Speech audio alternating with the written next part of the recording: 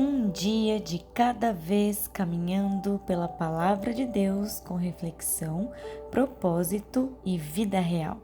Seja muito bem-vindo ao Bíblia 365 na prática. Hoje é o dia 136 da nossa jornada, dia 16 de maio, e seguindo nosso cronograma, os textos de hoje são Números 25, Salmos 68, Isaías capítulo 15 e 1 Pedro capítulo 3. Abra o teu coração, permita que Deus fale a você, siga o programa e compartilhe com alguém que você sabe que precisa dessa palavra. E sem mais delongas, Números capítulo 25 mostra um dos momentos mais perigosos de Israel no deserto. O povo começou a se envolver com as mulheres moabitas e midianitas. Mas o maior problema não era apenas moral ou sexual.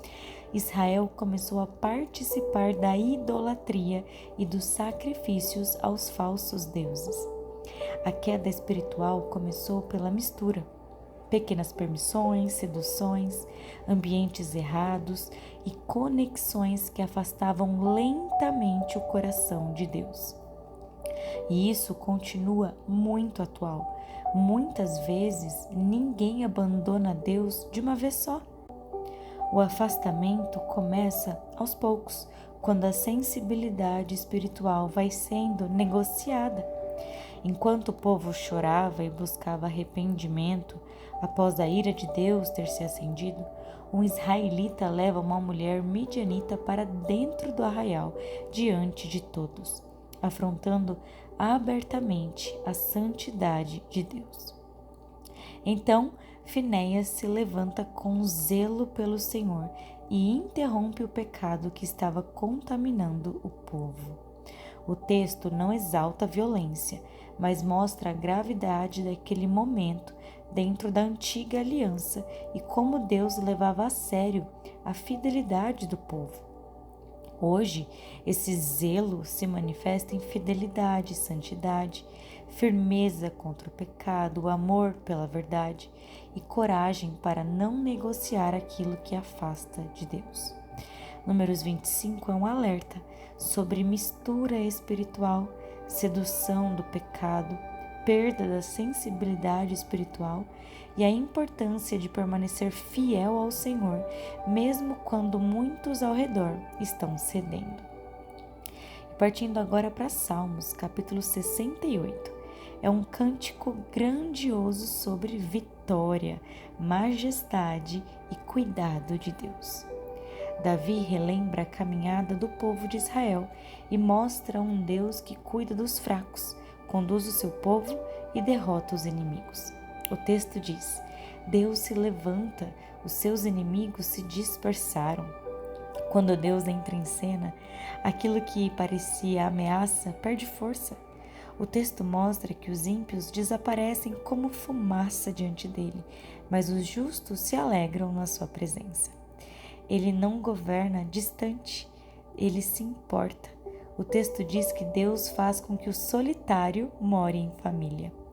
Isso fala sobre restauração, acolhimento, pertencimento. Deus não age apenas em guerras espirituais gigantescas, ele também cuida das dores silenciosas da alma. O Salmo relembra a caminhada de Israel no deserto. Deus abrindo caminho, sustentando o povo, enviando provisão, trazendo chuva sobre a terra cansada, conduzindo tudo com o seu poder. O mesmo Deus que começou a caminhada foi quem sustentou o povo durante o caminho inteiro. Bendito seja o Senhor, que dia a dia leva o nosso fardo. Ele leva o fardo diário, o peso de hoje, a luta de hoje, a ansiedade de hoje, e amanhã ele fará a mesma coisa. O Salmo também fala do juízo de Deus contra a maldade, contra aqueles que persistem na violência. Deus é amoroso, mas também é justo. Ele não ignora o mal para sempre. O capítulo termina exaltando novamente a majestade do Senhor. É um salmo que mistura majestade e cuidado. Deus que faz a terra tremer é o mesmo Deus que acolhe o solitário e sustenta o cansado. Partindo agora para Isaías, capítulo 15. É uma profecia de juízo contra Moabe, um povo vizinho de Israel. Deus executa justiça, mas não sente prazer na destruição. Há dor diante do pecado, da arrogância e das consequências que recaem sobre os povos. Moabe era conhecido historicamente por orgulho, autossuficiência e resistência a Deus. E já temos visto aqui que toda segurança construída longe do Senhor eventualmente acaba desmoronando. As riquezas não conseguiram salvar Moabe. As cidades fortificadas não conseguiram impedir o juízo. O orgulho não sustentou o povo diante da calamidade. Quando a vida é construída apenas sobre força humana, poder, estabilidade material ou autossuficiência, tudo isso pode se tornar frágil muito rapidamente. É um capítulo pesado, mas que revela tanto a justiça quanto a sensibilidade de Deus diante das nações. E para finalizar o dia de hoje, 1 Pedro capítulo 3. Continua ensinando como a fé em Cristo transforma a nossa maneira de viver, especialmente nos relacionamentos. Ele começa falando sobre o casamento. Pedro orienta as esposas a demonstrarem sua fé não apenas por palavras, mas através de uma vida marcada por caráter, pureza e mansidão. O foco do texto não está na aparência exterior, mas na beleza interior de um espírito manso e tranquilo, algo precioso diante de Deus. Ao mesmo tempo, Pedro também traz uma responsabilidade forte para os maridos: viver com discernimento, honra e cuidado. A mulher é apresentada como co-herdeira da mesma graça da vida. Diante de Deus existe igual valor espiritual. O relacionamento deve ser marcado por honra, respeito e temor ao Senhor. Depois o capítulo amplia o ensino para toda a comunidade cristã.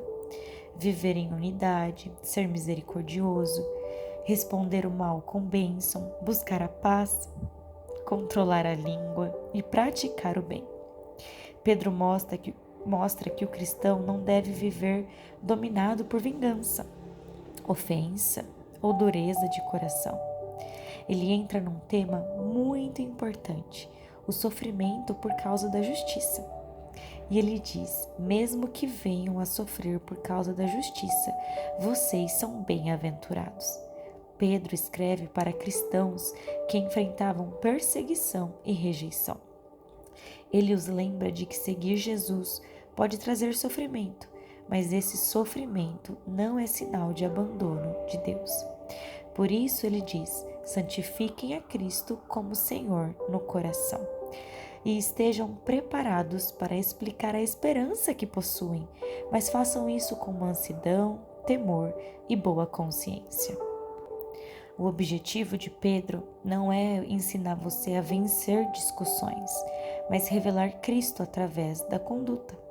Jesus sofreu sem culpa para conduzir pecadores até Deus. Ele é o maior exemplo de perseverança, entrega e obediência. O capítulo termina falando sobre a vitória de Cristo ressuscitado e exaltado à direita de Deus, acima de todo poder e autoridade. Seguir Cristo pode envolver sofrimento, mas nossa esperança está naquele que venceu e reina para sempre. Querido Deus, obrigada, Pai, pelo dia de hoje, pela Tua palavra. Obrigada, Deus, pela Tua fidelidade. Que possamos permanecer firmes em Ti, Deus, todos os dias, crendo que o Senhor cuida de nós, leva os nossos fardos diariamente. Obrigada, Deus, porque o Senhor sustenta o cansado. Nós Te louvamos e Te agradecemos, em nome de Jesus. Amém. Que Deus te acompanhe hoje. Viva essa palavra na prática. Amanhã seguimos juntos no dia 137 da nossa leitura. E se você chegou até o final deste áudio, ele foi mais rápido, mais breve, com a voz mais baixa, porque eu estou começando a ficar com a garganta inflamada. Foi meio dolorido, mas a gente chegou até o final, graças a Deus. Então eu te vejo amanhã no dia 137.